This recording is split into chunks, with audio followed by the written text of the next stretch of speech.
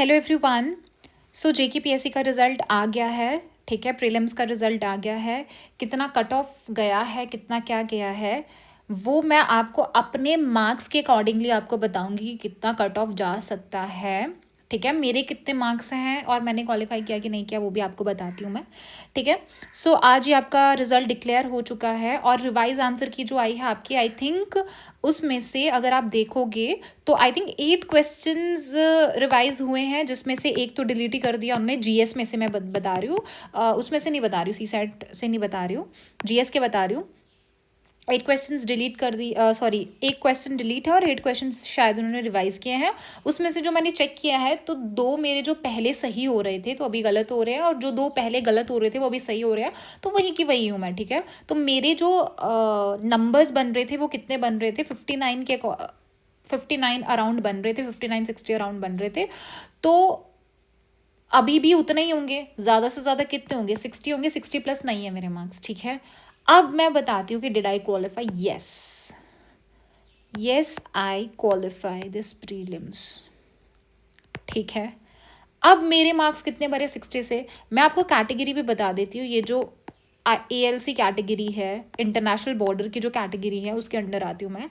तो आप लगा सकते हो कि कभी कभी जो ओपन मेरिट का है इससे 2 मार्क्स ज़्यादा होते हैं, कभी 5 भी मार्क्स ज़्यादा होते हैं, ठीक है। अकॉर्डिंगली आप देख लो।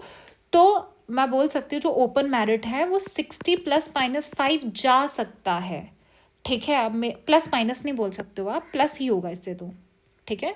इससे प्लस ही होगा, हाँ। 60 से ऊपर गया होगा कट ऑफ, 60-65 के बीच में हो सकता है आपका कट ऑफ, किसका, ओपन मैरिट का।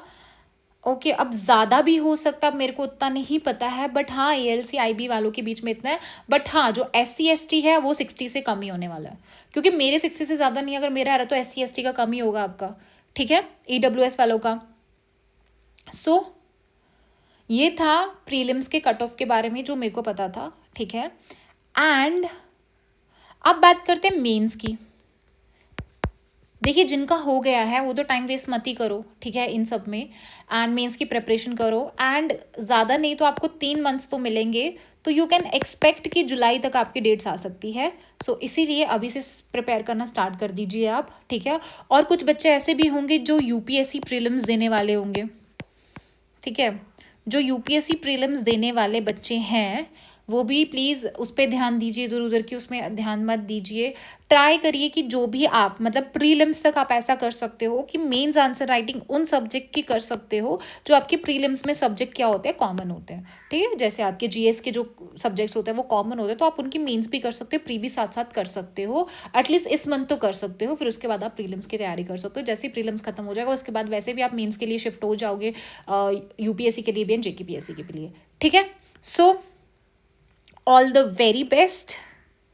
एंड आपके कितने मार्क्स बन रहे थे, कौन सी कैटेगरी से हो, आप कमेंट सेक्शन में डाल सकते हो, एटलीस्ट मेरे को पता चले कि कितना किसका क्या कट ऑफ गया होगा।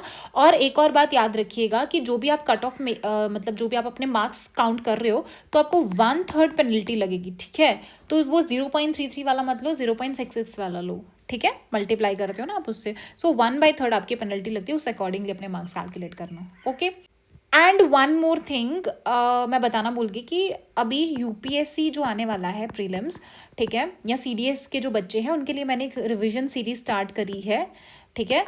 रिवीजन सीरीज स्टार्ट करी है जिसमें हम क्या करेंगे, जितने भी PYQs हैं मैं खुद से आपको क्या करूँगी, जितने भी PYQs हैं CSE CAPF CDS जियो साइंटिस्ट के, वो हम सॉल्व करेंगे पिछले 10 से 12 साल के, ओके।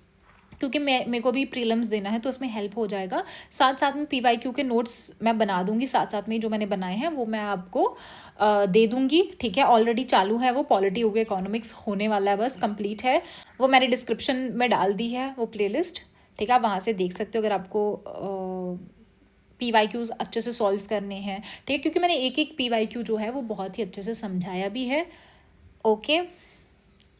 एंड क्वेश्चंस को कैसे अप्रोच करना है सब बताया है उसमें। So this is it from my side, thank you so much.